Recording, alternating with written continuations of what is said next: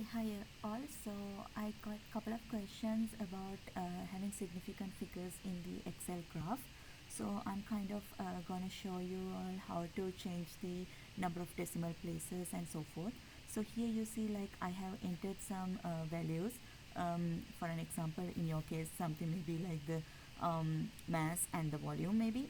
So here you see that my A column, it has different decimal places. So what you can do is like kind of click here and change the right click on it, and you should have this format cells, and if you go to there you see that its category is general. Change the category into number, and here you can specify how many decimal places you want. So for now I would keep it as 2 decimal places, and I would click OK. So you see that it changes like this. Now next thing is you have to draw the graph, and you go to insert and you select this scatter plot, and now here you see in the y-axis that it is not as what you want, right? As what we want. It doesn't have any decimal places. So to do that, what you have to do is click on the axis, and you can double click on it kind of.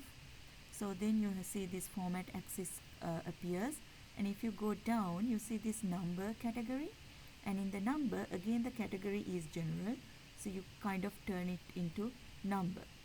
So again when you turn it into number, you see that how many decimal places you want. So the y-axis in the data label, we have it into 3 decimal places, right? So we can increase that into 3 decimal places in that case. So if you hit enter, so you see that it kind of converge into that. And after you do that, you can put the trend line, right? So once you put the trend line, and then you get the equation or the R square value. So it should show up according to the something like this.